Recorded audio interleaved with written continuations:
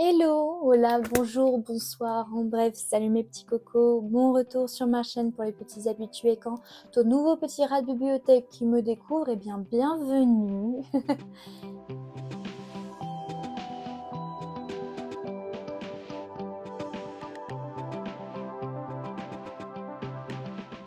Là, je m'y prends un peu tardivement. Je pense qu'au niveau montage, on sera sûrement en juin quand cette vidéo est postée. Il se trouve que je la tourne le 30 mai. Donc là, cette fois-ci, vraiment pour un bilan mensuel, je m'y prends à la dernière minute pour un bilan mensuel parce que je pense pas que d'ici demain la vidéo sera postée, ni après-demain. On sait jamais, hein, qui sait, peut-être arriverai-je à réaliser un miracle, mais je suis plutôt pessimiste là-dessus. Non, mais pour une fois, j'essaie de voir ce que ça fait si je filme vraiment jusqu'à la dernière. Il reste encore demain, mais je lirai le même livre que je lis aujourd'hui, donc ça va. Jusqu'à la dernière date possible pour faire un bilan mensuel, parce que oui, tous les mois, je dis ce que j'ai lu dans le mois, je vous en parle. J'essaie d'éviter trop de spoilers, mais en général, en même temps, comme je lis beaucoup et que je parle un peu quand même de ce que j'ai aimé ou non, je vous donne mes avis, tout ça, bah ça dure quand même environ 1 heure, des fois, souvent, cette vidéo. J'essaie de raccourcir, mais j'arrive jamais à raccourcir.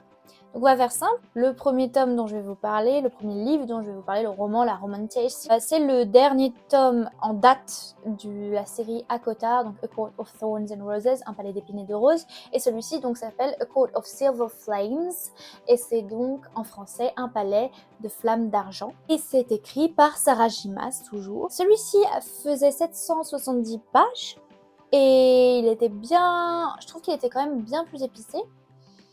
Et quand même, il était long parce qu'il y avait des aspects assez intéressants. Il a été publié en février 2021. Et je lis que maintenant, je sais, je suis en retard, mais bon, hein, petit à petit, on se rapproche de l'année 2024, faut avoir confiance. Donc, je pense que c'est un de mes coups de cœur 5 sur 5. J'ai hésité, parce que quelque part, comparé aux autres tomes de cette série, je sais pas si c'est mon préféré, je pense pas que ce soit mon préféré, parce que j'ai quand même une relation amoureuse avec ce personnage principal, qui est la sœur de l'héroïne qu'on a suivie jusque-là dans les tomes précédents.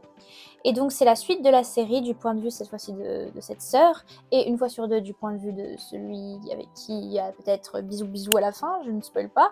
Je vous ai quand même dit que c'est quand même épicé, donc vous en doutez. Celle-ci, en fait, elle a un sale caractère et elle a eu des comportements envers sa sœur dans les tomes précédents qui, pour moi, en tant que grande sœur, je n'arrive pas à comprendre comment on peut être comme ça envers sa petite sœur. Surtout une petite sœur qui n'est pas méchante ou quoi, qui vraiment a tout fait pour sa famille, mais bon, bref, ne rentrons pas dans ce genre de débat. Et justement, là, c'est le côté, c'est les conséquences de tout ce qu'elles ont vécu dans les tomes précédents et comment elle, dans son point de vue à elle, elle se perçoit, comment elle perçoit sa situation avec sa famille, comment elle s'auto-détruit, elle est dans un chemin négatif là, mentalement. En même temps, il y a ce meilleur ami ou frère adoptif, un frère de cœur du héros des tomes précédents, qui, on les a déjà vus interagir dans les tomes précédents, c'était clairement sous-entendu qu'il y avait des sentiments quelque part, mais là, on sait pas pourquoi, enfin si, on sait pourquoi, mais en même temps on sait pas trop définitivement pourquoi.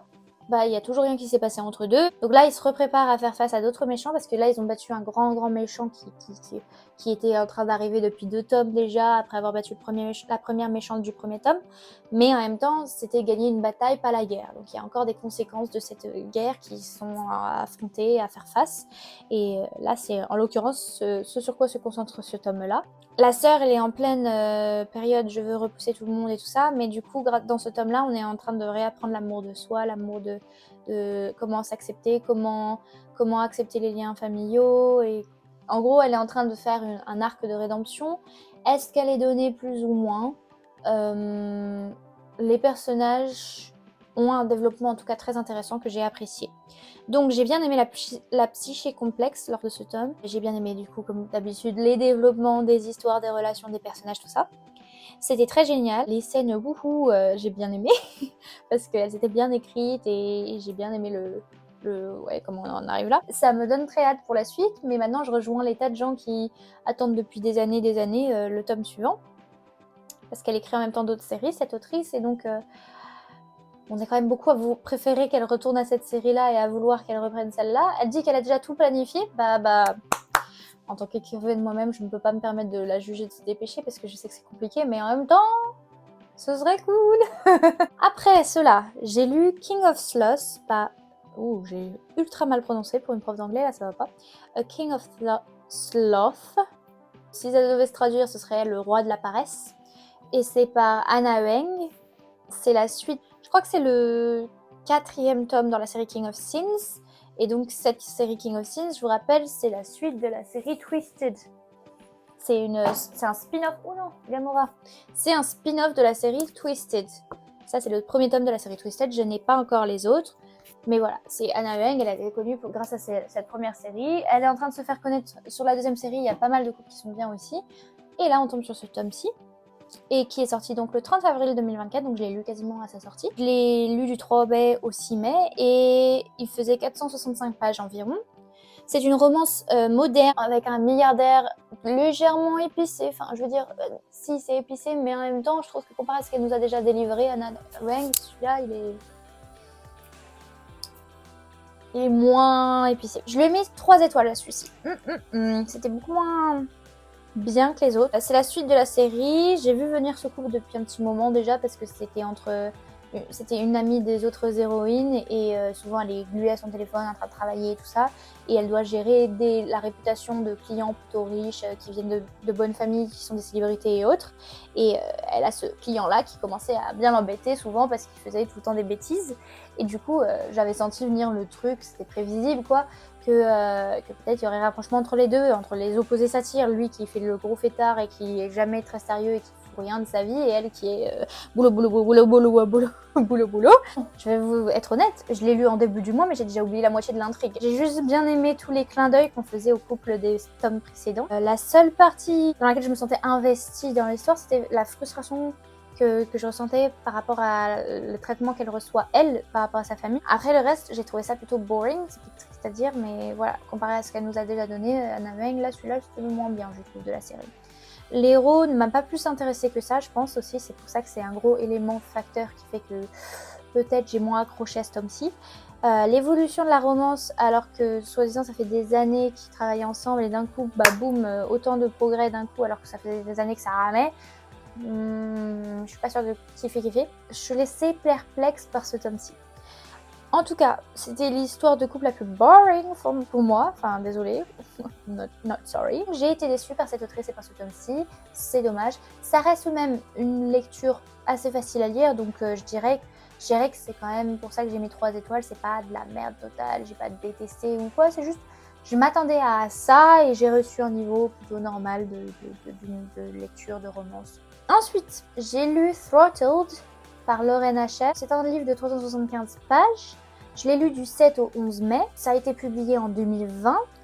Il s'agit d'une romance moderne, épicée, de sportifs. Cette fois-ci, c'est un concurrent au F1, donc au Formule 1. La série s'intitule Dirty Air et ça, c'est le premier tome. Je lui ai mis 3 étoiles. Alors, je vais vous faire un petit résumé. C'est en train... Là, je vais vous parler un peu de la troupe. C'est le fils d'un ancien champion de course qui se fait maltraiter par cette personne et qui ne reçoit pas d'amour de la part de sa mère, qui lui-même est en train de devenir un des plus jeunes et qui a eu le plus de trophées, de victoires dans ce genre de cours. Je m'y connais pas trop dans le domaine et je l'ai lu en anglais, donc je peux ne pas avoir les bons termes. Et dans son équipe, parce que je sais pas, il y a des écuries ou des équipes comme ça de gens qui les managent, ces coureurs.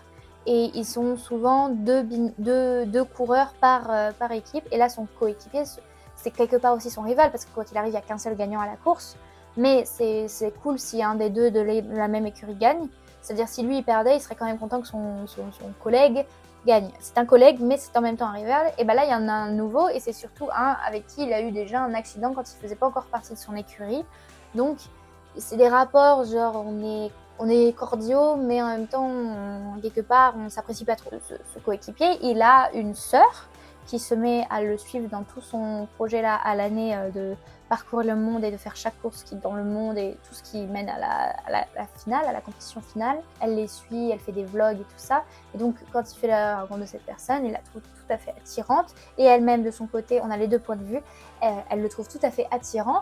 Donc, ça fait qu'il y a tout de suite, on sent que la romance est entre deux, mais en même temps, il faut garder ça secret si jamais on sort ensemble, parce que déjà, un, lui, il a jamais eu de relation sérieuse, et de deux, elle veut pas perturber son frère dans son nouveau statut de compétiteur. Enfin voilà.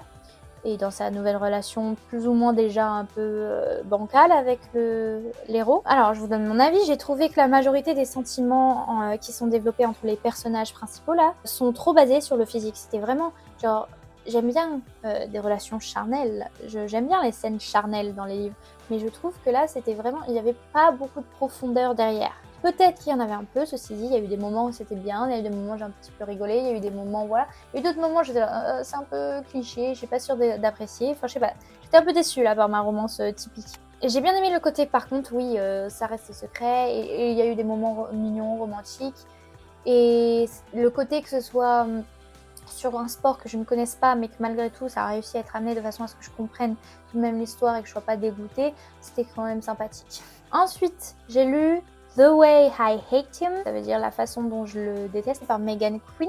Donc j'ai déjà lu plusieurs livres d'elle, et souvent j'apprécie son écriture, mais je trouve qu'elle va trop loin dans son histoire. Voilà, c'est ça que j'ai remarqué. Elle est drôle, elle fait des rom-coms, et je crois que celle-là aussi c'est un peu une rom-com. C'est une romance contemporaine, un peu épicée, avec un chanteur revenu dans sa typique petite ville américaine. Et ce tome-ci faisait 525 pages, donc pour une romance genre où il n'y a pas de fantasy ou de science-fiction, enfin, ou d'éléments mystérieux ou quoi, enfin, où c'est que de la romance, je trouve que c'était long. Et j'ai lu ça du 11 au 16 mai. Ça a été publié en août 2023. Et c'est le tome 1 de sa trilogie appelée Almond Bay. Je pense que je vais faire une pause dans les Megan Quinn pour l'instant. Je devrais continuer la série. Je pense que ce sera prévu un jour dans ma vie de reprendre la série. Mais je mets une pause pour l'instant parce que ça je lui ai mis que 3,5. Et encore, je suis gentille. Parce que le et demi, je sais pas, c'est juste que je trouve ça bizarre de mettre 3 fois d'affilée 3 étoiles. Ça se trouve, j'étais juste pas dans le mood pour lire des livres comme ça. Mais en même temps, je me dis, ça se trouve, c'est juste moi. Hein. J'ai des goûts, je les assume. J'ai pas tant kiffé que ça. Donc, entre cette fille qui s'est faite littéralement larguer comme une caca, pour rester polie, dès la première page, donc c'est pas un spoiler, alors qu'elle doit gérer le deuil, enfin, son propre deuil suite à la mort de sa sœur aînée. Elle est en plein échec de ses études supérieures.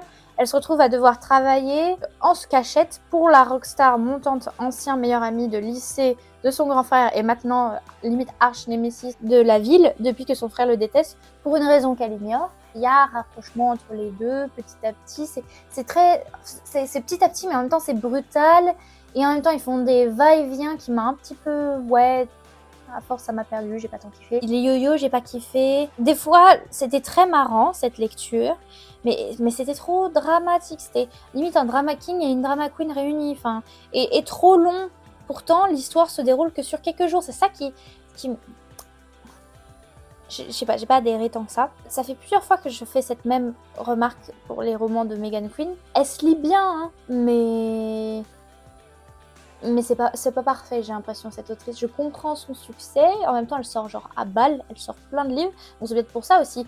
Peut-être qu'elle sort tellement de trucs qu'elle est en quantité que la qualité derrière n'est pas à mon goût, à moi. Je dis pas que c'est de la merde, je dis juste que moi en tout cas j'adhère pas à 100%. Franchement, des années entre le frère et le héros là qui à se faire la gueule, alors que ça aurait pu être discuté bien plus tôt et réglé bien plus tôt, et enfin, je sais que ça fait partie de la trope que du coup ce soit genre une sorte de enemies to lovers parce que du coup elle le déteste parce que son frère le déteste. Genre rien que ça, bon voilà. Mais du coup, non, j'ai pas, je trouve que le plot, au niveau du plot, c'est pas ouf.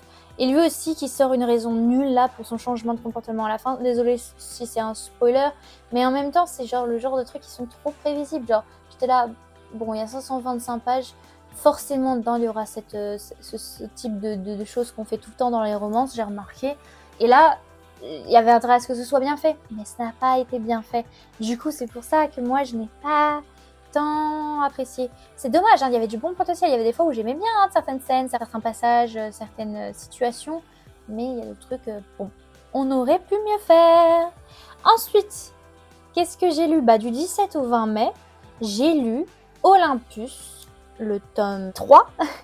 Donc en anglais, la série s'appelle Olympus Pride. Le titre en anglais, c'est When is Sinful.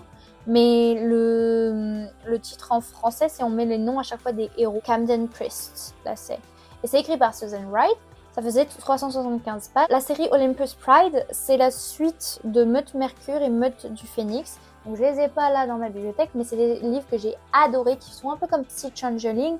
C'est avec des métamorphes, c'est une romance paranormale, surnaturelle, c'est du beat lit quoi, qui se passe dans un monde plutôt moderne et qui est épicé Et puis donc celui, j'ai bien plus apprécié ma lecture, je lui ai mis 4 étoiles. Ceci dit, c'est pas le meilleur truc que j'ai lu de Métamorphe, encore moins de Susan Wright. C'est pas un de mes favoris, donc je lui ai pas mis 5 étoiles. Mais ça restait une bonne lecture que je peux recommander, donc c'est 4 étoiles. Donc il s'agit d'une romance entre une métamorphe pandarou et un métamorphe tigre. Ils sont amis d'enfance. Le tigre est limite sociopathe sur les bords parce qu'il ne ressent rien, à part envers elle, il ressent beaucoup genre de territorialité, on va réussir à parler, et de loyauté et de possessivité amicale. En tout cas, pendant des années, ils couvrent ça sous de l'amitié envers elle. Et donc, ils ont toujours, en secret, l'un comme l'autre, voulu sortir, enfin, voulu coucher ensemble. Enfin, ils sont attirés l'un par l'autre depuis leur adolescence ou quoi. Mais ils ont, depuis leur toute enfance, ils sont la bouée l'un de l'autre. Ils sont vraiment des amis très, très, très, très proches. Ils étaient persuadés que l'autre n'était pas intéressé à eux comme ça, parce qu'ils sortent avec plein d'autres personnes et ils sont trop proches et ils ont peur de briser la relation, enfin en tout cas surtout elle. Là voilà, ça commence. C'est déjà le cas dans le tome 2 que j'ai lu l'an dernier. Ils viennent de commencer de rentrer dans la troupe Olympus, justement parce que elle, c'est une des meilleures amies et du coup maintenant garde du corps de celle du tome précédent qui est tombée amoureuse de l'alpha de cette troupe et qui est l'âme sœur de l'alpha de cette troupe et qui est du coup la femelle alpha. Et pour faire partie de la femelle alpha de la troupe, elle avait déposé une condition, c'était que ses amies, elles rentrent avec elle aussi, même si elles étaient des solitaires avant. Et du coup, elle, quand elle décide de suivre en tout cas son amie, ben, notre héroïne, elle a demandé à son ami d'enfance, là, notre héros, s'il voulait aussi rentrer dans la troupe. Lui, il est pas trop dans l'esprit j'aime avoir des ordres et tout ça, mais comme il se voit pas, vraiment, pour lui, c'est inconcevable d'être séparé d'elle, il l'a suivie et il va avec elle. Et donc là, ils viennent de rentrer dans cette troupe, mais par contre, pour la première fois depuis qu'ils ont quitté l'orphelinat, elle lui sort qu'il faut qu'ils cessent de vivre ensemble, qu'ils arrêtent d'être colocataires. Et ça, pour lui, ça passe pas. Déjà qu'il rentre dans une nouvelle troupe et en plus, elle le laisse seul dans un appartement. Bon, ils sont dans le même immeuble, hein. C'est lui, il a ce côté j'ai besoin d'être avec elle tout le temps. Elle pense que c'est par rapport à une sorte de codépendance amicale, mais en vérité, c'est un peu de la codépendance aussi, mais dans le sens il l'aime, enfin, il n'a pas envie de la quitter. Et on comprend enfin pourquoi elle a pris cette décision dans le tome précédent. C'est parce qu'elle est dans le sens je peux pas continuer à vivre avec lui. Là, ça y est, on commence à rentrer dans des troupes. C'est ce qu'on va trouver nos âmes sœurs, nos personnes. Il faut que j'arrête de continuer à avoir des sentiments envers lui, quoi. J'ai bien aimé le développement à force. Ça devient un peu prévisible avec cette autrice, j'admets. Le système des âmes sœurs, si vous lisez cette série et êtes arrivé jusque-là, vous le savez, et malgré tout, on aime notre cliché. Pour moi, c'est une zone de confort et j'adore cette lecture. Donc les personnages féminins sont aussi forts que les masculins et ça, j'ai tendance à beaucoup apprécier et ça, c'est encore vu dans ce tome-ci. Il y a une part un peu d'enquête et de danger et de mystère et il y a beaucoup d'action en dehors d'action. Donc moi, je dis, il y a tous les éléments qui me plaisent et c'est pour ça que j'ai tendance à bien aimer ce qu'écrit cette autrice et ce genre-là. J'ai lu un autre, Les Léopards, j'avais tenté. C'était censé être la même chose, un genre beat-lit avec du surnaturel, des métamorphes et des âmes sœurs et autres, mais c'était si mal fait par rapport je trouve, à l'égalité des personnages entre eux, le couple, et même rien que les pouvoirs et tout ça. Je trouvais que la femme, là, tout le temps, là, elle était trop soumise, ça paraissait trop, je sais pas, macho, les anciens livres. Alors que là, c'est bien, c'est des hommes forts, mais qui en même temps, ils aiment leurs femmes fortes, vous voyez, donc je sais pas. Après quoi, j'ai lu United as One, Tous pour un, par Pittacus Lore. C'est donc un livre qui a fait 450 pages. Je l'ai lu du 21 au 25 mai. Il a été publié en 2016 et c'est une science-fiction adolescente. Donc cette fois-ci, no spice, hein, pas de spice. Même que là, il n'y a quasiment pas d'amour, de romance dedans. Il s'agit du tome 7 de l'héritage des Loriens, qui fait partie de toute la saga là sur les Loriques. Je lui ai mis une note de 3,5. Je pourrais mettre 4, mais je vais m'expliquer. C'est donc le combat final entre les derniers Loriens, donc des extraterrestres, sur Terre, avec leurs aides humaines, face au grand chef de l'espèce alien qui cherche à diriger la Terre avec son armée et à complètement exterminer ces Loriens. Donc, les Loriens ont des pouvoirs, mais sont moins de 10, et c'est des ados, tandis que la race ennemie, les Mogadoriens, ont la technologie et le nombre et ils ont infiltré le gouvernement et les différents types de gouvernements. Donc c'est le chaos dans le monde, car à ce stade, dans toutes les grandes métropoles du monde, ça se retrouve la cible des envahisseurs. Il y a des combats, il y a des menaces des aliens qui se sont révélés au monde. Enfin, ils ont fait des dégâts. Tandis que les réfugiés de cette planète Lorien, dont la planète d'origine a déjà été détruite par les Mogadoriens, Panneau Zéro, trop jeunes pour même s'en souvenir, ont à peine eu le temps de se remettre de leurs pertes qu'ils viennent de vivre là dans les tomes précédents pour faire face à leur ennemi et essayer de protéger la Terre qui est leur nouveau chez eux et qui de toute façon il faut défendre parce que sinon personne ne défendra. Les humains ne sont pas assez équipés pour faire face à ce genre d'ennemis. Là je vous donne mon avis, donc je m'attendais à beaucoup plus pour la fin. C'est une série que j'ai beaucoup appréciée. C'est-à-dire le tome 1 il était ouais. Le tome 2 il était mais vers la fin c'est ah ok ça commence à devenir intéressant. Le troisième, il était ouh. Le quatrième, il était waouh. Le cinquième, j'ai beaucoup aimé. Le sixième, j'ai aimé, mais ça recommençait à redescendre. Et là, dans le septième, le dernier de la série principale de toute cette saga, j'étais dommage. Genre, il y avait un bon départ, et la fin, il y a eu un petit crash pour moi là. Le tome précédent était mieux pour moi, mais c'était pas le meilleur quand même. Et après, des livres qui ont mené... Enfin, je veux dire, ça fait quand même 6 tomes qu'on attend ce gros combat là contre le grand méchant avec tout le monde qui soit face à lui, contre lui. J'ai été déçue parce que ça tournait beaucoup autour de numéro 4, donc le premier héros qu'on a rencontré. Et alors que dans certains tomes, on avait plus de points de vue. On avait le point de vue de numéro 7 et le point de vue de numéro 6. Là, on avait encore le point de vue numéro 6. Mais on a aussi dans les nouvelles, on a les points de vue des autres. Et là, je trouve que les autres, ils sont... ça a plus posé problème qu'ils soient là que ça a participé à la victoire finale ou au résultat final ou à la défaite finale. Enfin, je vous révèle pas quoi. Mais quand même, je m'attendais à mieux, quoi. Les points bénéfiques pour moi sont qu'aucun des personnages que j'aime bien n'a souffert. Et le couple que j'adore est toujours là. Ceci dit, justement, c'est mon petit bémol, c'est qu'à un moment donné, il y a un certain personnage, il aurait dû juste mourir. Enfin, il a été ramené à la vie, pourquoi faire ? Moi, je dis que c'était du plot armor, comme on dit. C'est juste parce que c'est le héros ou l'héroïne. Et il aurait dû survivre. Enfin, il y en a eu beaucoup là de morts qui auraient dû arriver. Il y en a à la fois, je suis contente, mais là, il y en a une. Pourquoi le ramener ? Surtout qu'on a différents points de vue. On aurait pu aller dans le point de vue de quelqu'un d'autre pour raconter la fin de qu'est-ce qui se passe après sa mort. Enfin, des trucs comme ça. Bon, et comment les personnages... Oui, aussi ça j'ai trouvé ça bizarre, c'est comment les personnages féminins, à la fin, toutes, hein, elles ont plus de sentiments pour lui, parce que son amoureuse, elle n'est pas là pour l'instant. Et ces autres filles, elles ont chacune leur amoureux, plus ou moins, s'il est toujours en vie ou non. Mais en tout cas, il est clair qu'elles n'ont aucun sentiment pour eux. Et comme... Je sais pas si c'est parce que c'est un homme qui a écrit ça, mais pour lui, comme ça a été un héros à la fin et qu'il a un peu participé à ce grand combat, il y a 2 filles différentes qui l'embrassent, dont une qui est en couple avec quelqu'un que j'aime bien. Enfin, j'étais à, pourquoi faire ? Parce qu'en fait, il avait déjà eu un ancien triangle amoureux avec la fille qui l'a embrassé, mais ça a été vite réglé, qu'ils étaient en mode finalement, je te vois plus comme une soeur et un frère. Et pourquoi ?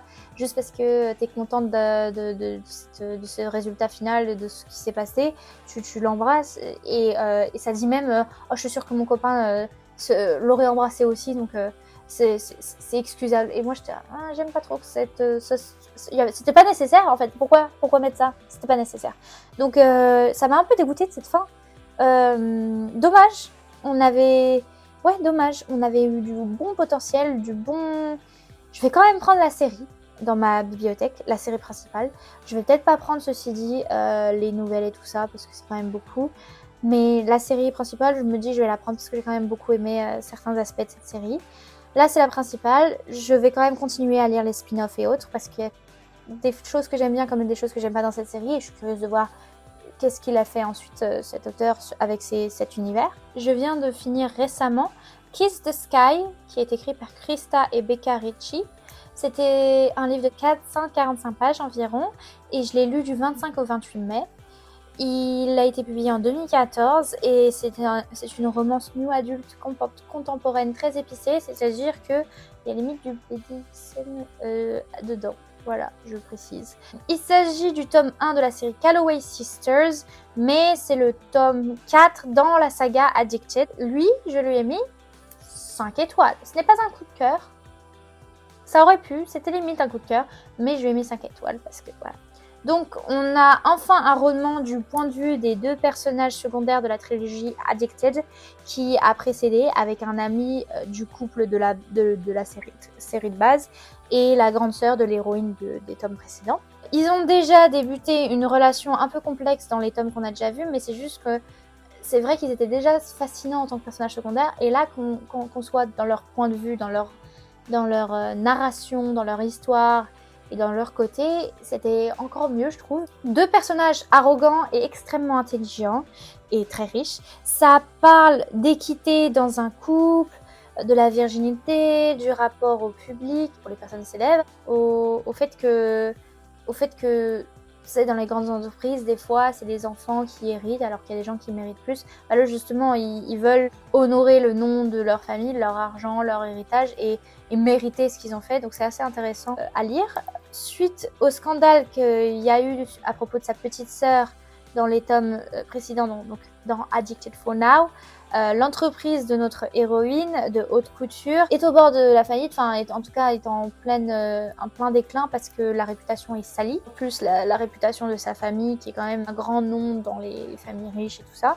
Donc elle signe avec tout un groupe de familles et d'amis de nos personnages principaux des tomes précédents, pour tourner une télé-réalité sur eux pendant 6 mois à propos de la réalité de leur vie de couple, d'addicts, d'enfants de riches, de personnalité, de elle, du fait qu'elle soit encore vierge à 23 ans, et leur relation de famille composée avec... Il y a 3 sœurs, mais en même temps, c'est une famille de cœur, quoi. Il y a 2 frères, mais c'est eux la famille, c'est pas les parents ou quoi, c'est leur lien, c'est entre eux, et c'est génial à lire. J'ai beaucoup aimé cette relation, donc j'ai aimé le développement au fil de l'histoire, j'ai adoré voir toutes les connexions entre les personnages s'épanouir dans des conditions de tournage intrigantes, parce que moi j'avais jamais lu un livre à propos d'une télé-réalité, donc c'est assez, ça m'intrigue d'en lire un peu plus du coup grâce à ce tome. Bref, j'ai adoré et je recommande franchement de vive voix. Là, actuellement, qu'est-ce que je suis en train de lire? Je suis en train de lire, je vais réussir à le prononcer, Throne of Glass, donc le trône de verre, par Sarah J. Maas. Il n'est pas du tout... Je crois qu'en français, c'est Selena, le titre, parce que c'est le nom de la protagoniste. Et donc, c'est 420 pages, ce tome-ci. Je l'ai commencé le 29 mai, et là, nous sommes le 30, donc j'ai commencé hier. Et j'espère le finir le 1er juin, mais j'ai déjà pris un peu de retard hier. J'ai lu que 60 pages au lieu de 100 et quelques. Donc, si j'arrive à lire encore plus que 100 pages aujourd'hui, là j'en suis déjà à la page 130, je crois, aujourd'hui. Je vais continuer à lire ce soir, mais j'espère que je vais réussir à lire jusqu'à la page 200 comme j'avais prévu, parce que c'est 420 pages, donc j'avais prévu environ 105 pages par jour, et je l'aurais fini en 4 jours. On verra si je le finis le 1er juin, ça se trouve je le finirai plus tard. Ça se trouve demain je vais le dévorer parce que je vais tomber sur des passages qui m'intriguent trop. En tout cas, c'est assez intéressant. Ça a été publié en 2012 parce que c'est une des premières écritures de l'autrice. C'est un young adult romantasy, donc c'est le tome 1 de la série qui porte ce nom-ci, donc le Throne of Glass, TOG. Du coup, j'ai pas de note encore à donner, on verra bien, c'est assez intriguant, mais pour l'instant, je pense que je n'aime pas autant que ACOTAR. En même temps, c'est tout un développement à suivre. C'est une grosse série comparée à ACOTAR pour l'instant. Je vais continuer la série, même si, imaginons, ce tome-ci est sans plus, parce que je crois que ça peut potentiellement être une série où les tomes suivants vont me plaire encore plus, par exemple, par rapport au premier tome. Parce que je me rappelle, ACOTAR, j'avais surkiffé le premier tome, j'étais « Ouah, c'était si génial, je m'y attendais pas !» Puis ensuite, j'ai vu le deuxième tome et j'étais « Ouah, c'est encore mieux !» Donc ça se trouve, ce sera pareil avec ça. Ça se trouve, là, j'aime bien. Ensuite, ce sera super. Ensuite, ce sera méga génial. Enfin, on sait pas. Donc, je viens de commencer et tout ce que je peux vous en dire, c'est qu'on a l'air de suivre une ancienne grande assassine. Enfin, je sais pas si ça peut se mettre au féminin ce mot-là, mais au cas où je le fais. Du royaume humain qui est en train de conquérir toutes les terres en ce moment par un roi plutôt bancal, qui croit en l'esclavage, qui croit en maltraitance, tout ça. Et elle est humaine.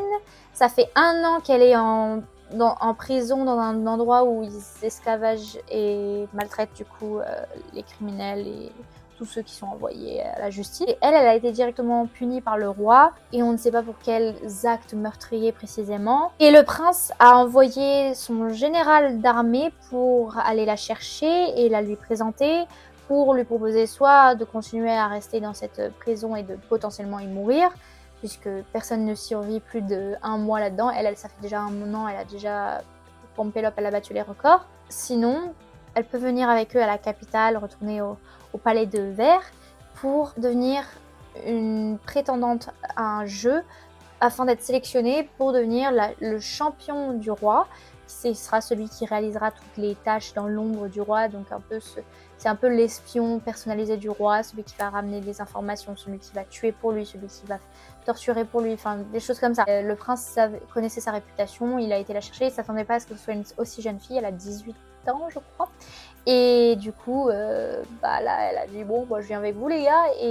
Et ce que j'ai observé là où j'en suis, c'est que c'est principalement de son point de vue à elle, mais des fois on a les points de vue des hommes. Donc des fois j'ai eu là ça fait 2 fois que j'ai le point de vue du prince d'Orient, et j'ai eu une ou 2 fois le point de vue du général. Donc je ne sais pas entre qui et qui aura la romance.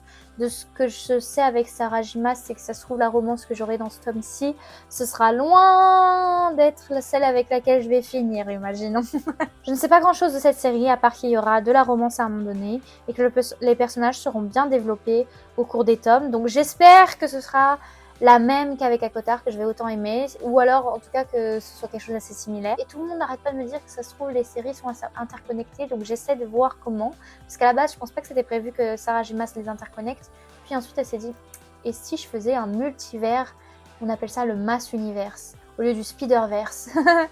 Bref, donc là ça veut dire qu'en mois de mai, en tout cas, j'aurai fini 8 livres, sauf si je finis assez vite celui-ci.